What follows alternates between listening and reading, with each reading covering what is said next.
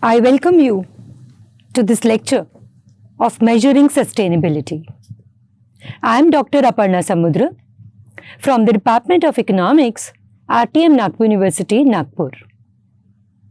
We have been discussing till now the various aspects of environmental economics. We have understood the meaning, concept, subject matter and nature of environmental economics. Thereafter, we have been studying about sustainable development and sustainability. We have understood the meaning of sustainability.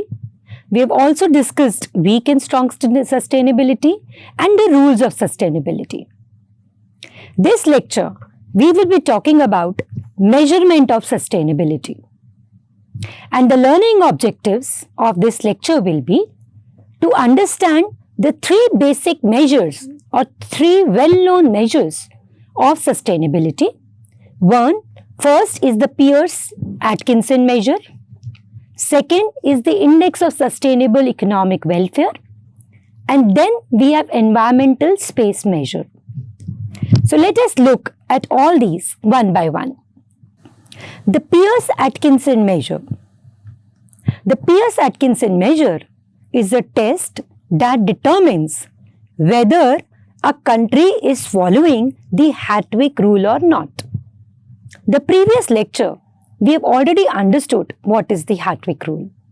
So this measure, this particular Peirce-Atkinson measure is a test of level of sustainability.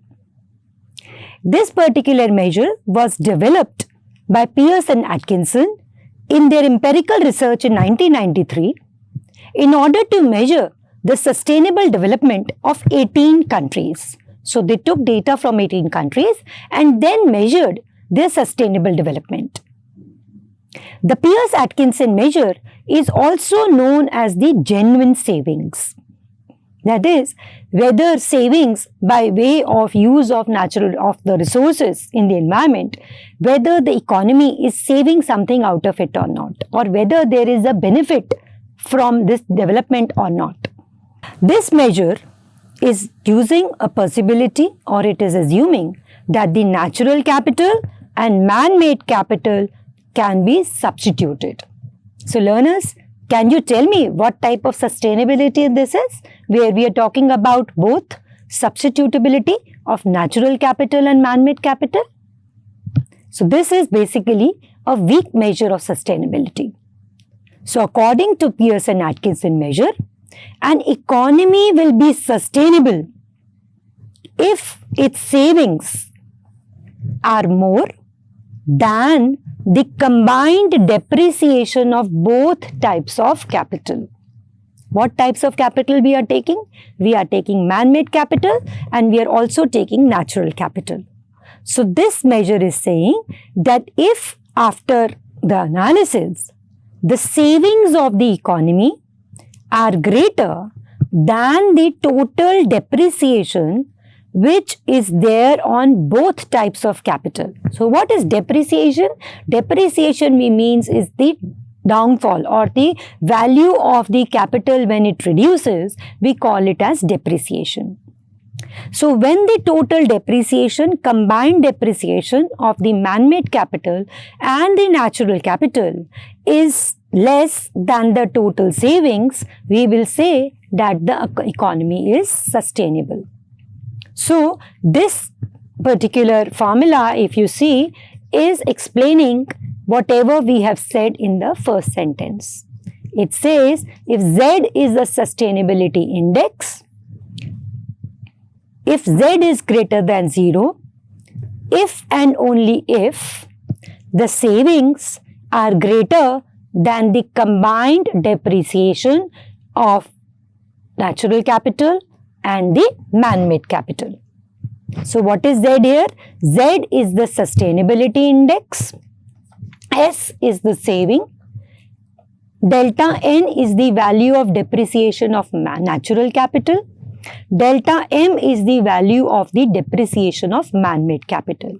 So the rate at which the natural capital is depleting plus the rate at which the man-made capital is depleting when we add both the rates, and if we find that the rate of depreciation or rate of depletion of the total capital is less than the savings of that country, then they say that we have a sustainability in that particular economy.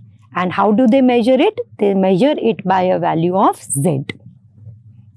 So, if we take in terms of our national income accounting, where we talk about average propensity to save, we say if we divide this whole equation, this particular first equation, by the level of Y, that is the income in the economy.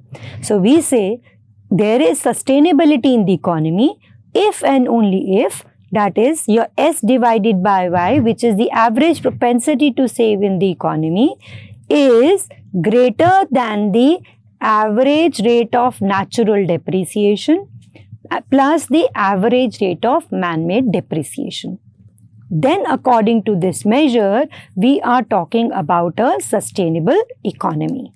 So, Peirce-Atkinson measure is taking three things into consideration to measure sustainability. One, the rate of savings in that economy. Second, the rate of depreciation of natural capital. Third, the rate of depreciation of man-made capital. So, when we compare the rate of savings in the economy with the combined rate of depreciation of the asset, whether it is natural capital or man-made capital, if it is positive, then we say that the country is following a sustainability. Of course, as I asked you this question, this is something which is weak sustainability, as it is allowing for unconstrained elasticity of substitution between delta N and delta M. That is, we are allowing to say that the natural capital is completely substitutable with the man-made capital. This weak sustainability index, which we call as Peirce-Atkinson measure, can also be written as Z1, where Z1 is the deviation from sustainability. That is, this value will tell us that how far the economy is away from being sustainable. How? They say Z1 is equal to S divided by Y, which is the average rate of saving, minus the average rate of depreciation of natural capital, minus the average rate of depreciation of the man-made capital. So, if this Z1 is negative means the depreciation rate is more than the saving rate. The growth of the economy is many times seen by way of how much the economy is saving. So, if this S by Y is less compared to these two, this value Z1 will be negative. Means we are allowing the depreciation of capital more or greater depreciation of capital is happening compared to the savings or compared to the income which we are deriving, then this Z1 will be negative. So, higher the negative, greater the negative value of Z1, greater the effort the economy will be needing to get the economy back to sustainability relative to income. That is, with respect to income, if we are finding that the value of Z1 is more negative, that is, there is a greater gap between the saving with respect to income compared to the depreciation of capital assets, whether it is man-made or natural, then this Z1 will be more. So, we are farther away from sustainability. So, to get that value negative, to correct that negative value, greater effort will be needed by the policy. So, greater the value of Z1, greater the effort needed to get back the economy to sustainability relative to income. This means that this particular economy in the process of economic growth has let its resources deplete faster than what it could gain by using those resources. So we have been using our natural resources, we have been using man-made resources, but we are unable to generate the economic growth which could take care of the depletion of natural resources. So it's a very good measure to understand the level of sustainability in the economy. However, again I will highlight here is that this is a measure of weak sustainability because we are allowing the substitutability of natural capital for man-made capital. However, there are certain criticism of this particular measure. The first criticism is that it is very difficult to measure depreciation of natural capital. We can measure the depreciation of man-made capital. If I am buying a computer now, I know that at what rate that it will depreciate and what is the life of this computer. Based on that, I can plan my new investment.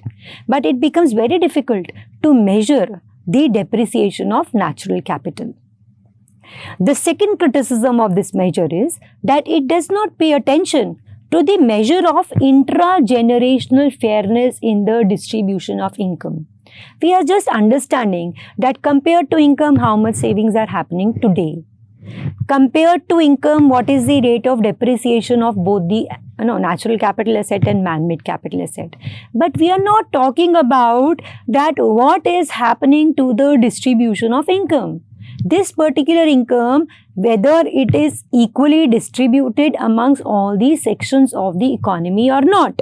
We are not talking about intra-generational fairness in the distribution of income because we are not taking into account, we are not correcting it for income distribution. We are not correcting it for income inequalities. We are just taking the total level of income.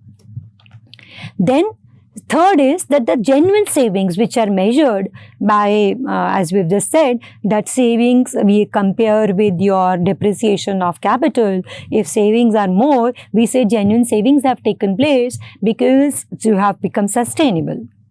But genuine saving measures resources using money. Fluctuation resource price can also indicate shift in physical stock towards more or less sustainability.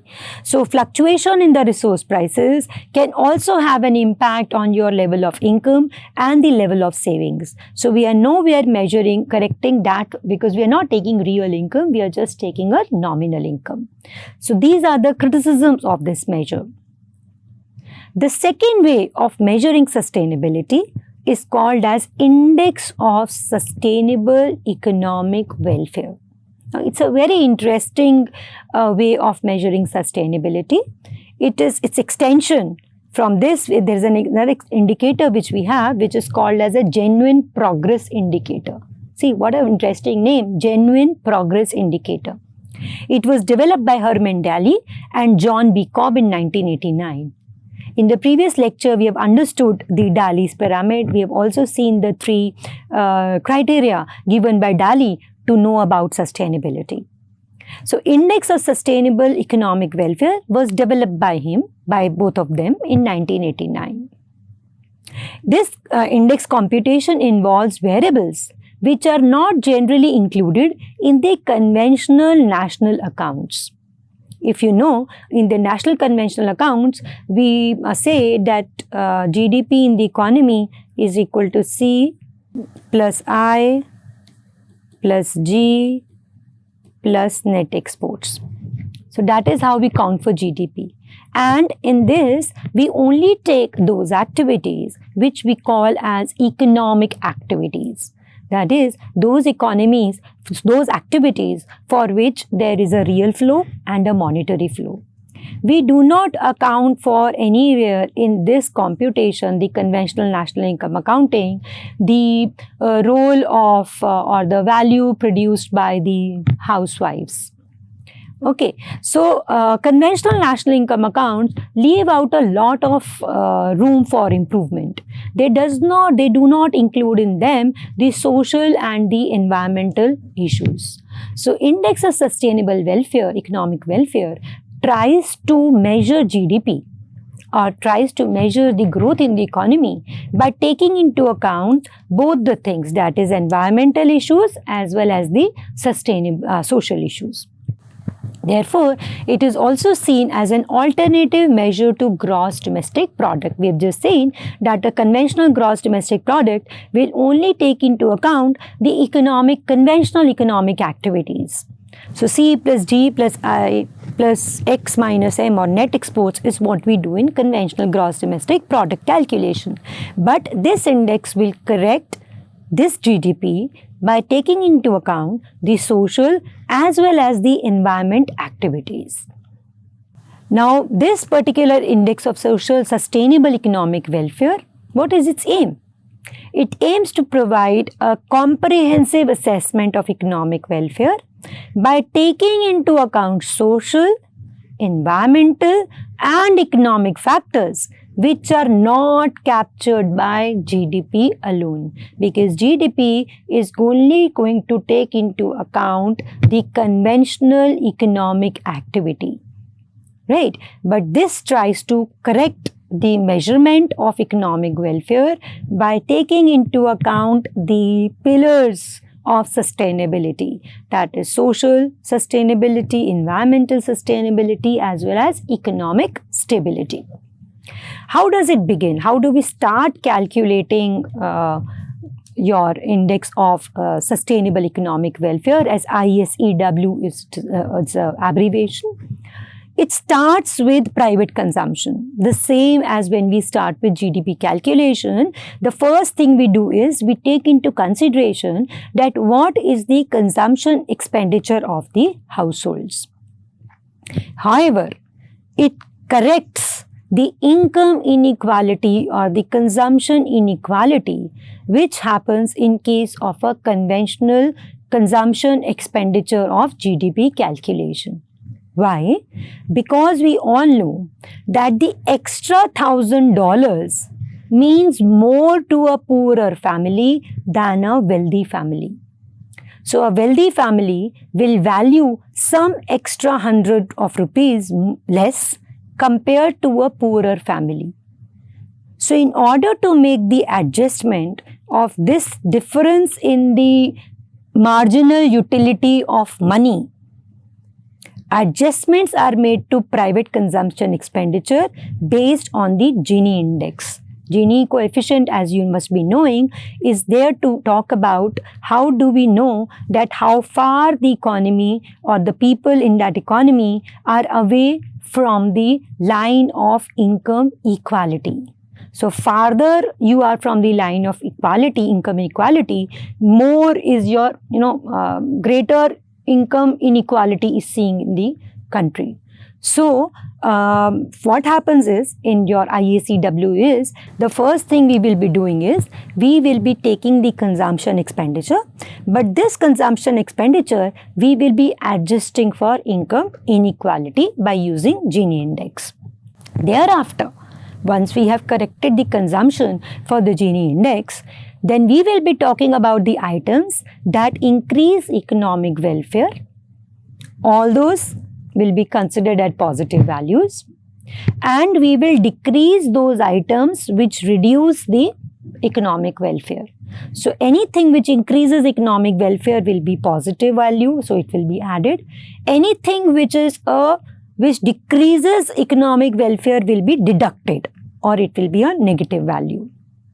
Then this ISEW, that is Index of Sustainable Economic Welfare, will summarize economic welfare into a single figure as the GDP does. What does the GDP do? We heard that the GDP, we expect India to have a $5 trillion economy. So we are summarizing the whole economic output in a single figure. Similarly, ISEW also summarizes economic welfare into a single figure. In ISEW, activities such as household work and voluntary work, which were not captured in GDP but are contributing to societal well-being, are added. For example, services of a housewife. A housewife is working, she is teaching her children, she is cooking for her home, she is taking care of the elderly, but nowhere her services are, the imputed value of her services is added in the GDP because she is not getting paid for that work. but it is getting well-being in the society because she's taking care of her children, she's making them good citizens, she's taking care of elderly. So unpaid care work, which is excluded from the computation of conventional GDP, is taken into consideration in Sustainable Economic Welfare Index. Why? Because it takes into account the positive social welfare aspects. So non-market activities, for example, unpaid care work, is going to get included in ISEW, which gets excluded when we talk about GDP. Thereafter, defensive expenditures such as healthcare cost associated with pollution-related illness or crime prevention expenses which do not represent true improvement in welfare are subtracted. What is defensive expenditure? Defensive expenditure means that if there is environmental degradation, let us say, a lot of pollution. Now this pollution is having air pollution is having an impact on my lungs. So because of that, I am I'm contracting or I become asthmatic. Now I have to spend on my healthcare cost. This cost otherwise would not have been there if this air pollution would not have been there. So these expenditure are called as defensive expenditure because I have to defend myself against this environmental degradation. I have to defend my health against this environmental degradation. Or if there is social inequality, or if there is law and order issue, then the government has to spend on the crime prevention expenses. Or for example, when we see there is a law order situation or when there is a security issue, we install CCTVs. So when we install CCTVs, it's a crime prevention expense that we are doing. So such defensive expenditures are subtracted. Why they are subtracted? Because they are not representing the true improvement in the welfare. So they are subtracted. Then also the costs which are associated with environmental damage and the loss of natural capital are also deducted. Okay, for example, we have a stream which is getting polluted because of industrial effluents. So we have to pay for cleaning of that stream. So this cost associated with environmental damage and the loss of natural capital are also deducted because they are not sustainable. They are not increasing our welfare. Then when we do these adjustments, we get what is called as Index of Sustainable Economic Welfare.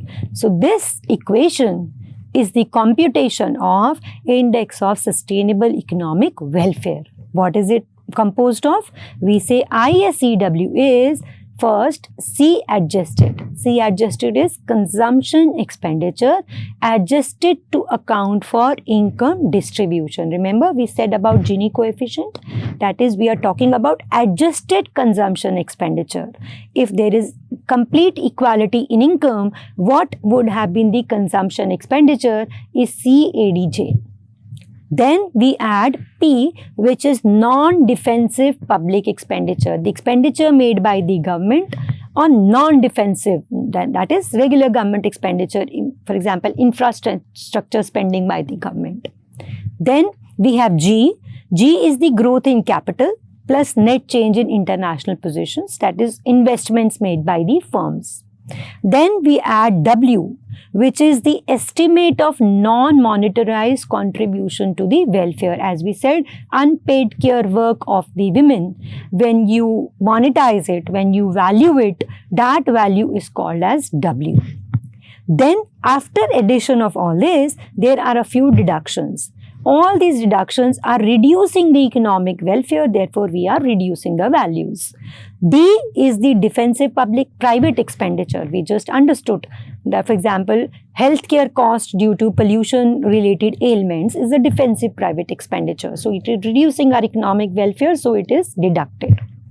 Then we also deduct the cost of environmental degradation, which is given by capital E. And then we also deduct the value of the depreciation of natural capital. So what we get after this is called as Index of Sustainable Economic Welfare. From the Index of Sustainable Economic Welfare, there is a derivation of what is called as Genuine Progress Indicator. So Genuine Progress Indicator was developed after your IACW, and it makes certain more adjustments to get a further picture or one number which tells whether how far the economy has actually genuinely progressed. So it was developed by Cobb and Halstead in 1994. As I just told you, it is an extension of the Index of Sustainable Economic Welfare with a few modifications.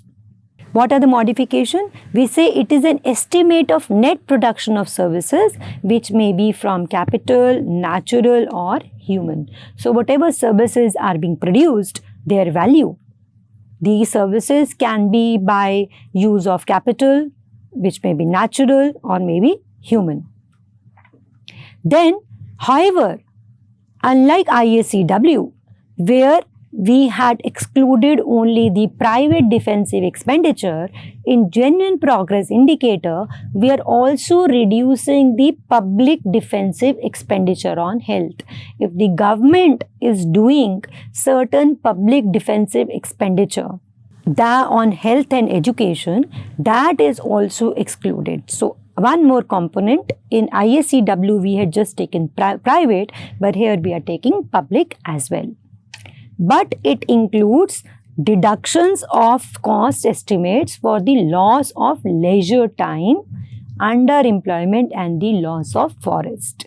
That is, if people have to work more because of unsustainable type of employments available, they have to travel more, and or either they have to work more because they have lost employment due to more of machineries employing and less labor being employed. So when they lose their leisure time, that is imputed value subtracted. Similarly, if people are underemployed, that is, I have a capacity to work more, but I am working less, that is underemployment. So underemployment is also deducted, and the loss of forest. So all these costs, that is the loss of leisure, underemployment and the loss of forest, are excluded or deducted from the genuine progress indicator.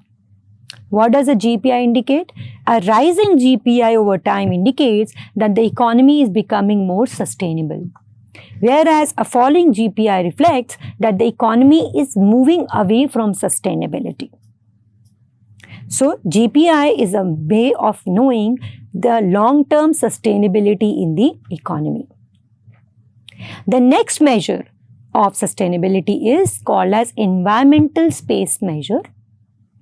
It was coined by Hans Opshore in early 1990s.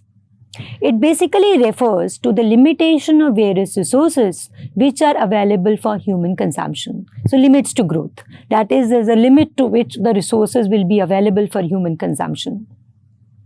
What is environmental space? We say it is the amount of energy, water, land, non-renewable raw materials and wood that can be used sustainability without impinging on access by future generations to the same resources. That is, how much is the amount of renewable and non-renewable resources available to this generation that they can sustain, they can produce and consume without going on or impinging on the rights of the future generation. This environmental space measure takes into account the fairness of the resource use. That is, the resources which are being used by the country, how fair they are in their consumption of these resources. How do they do that? This is done by comparing the global mean per capita, global mean use of a given resource, and we compare it with the national per capita usage. For example, we take one particular use, we say that the global per capita usage of coal is so much.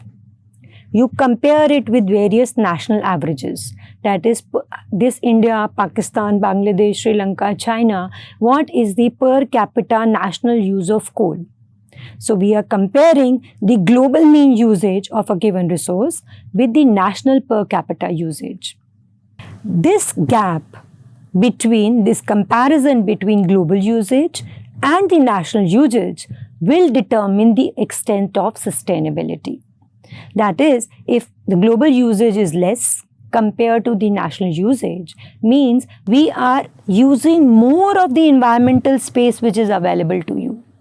We will probably, this country will, use up the resources faster compared to the global level at which it is being used.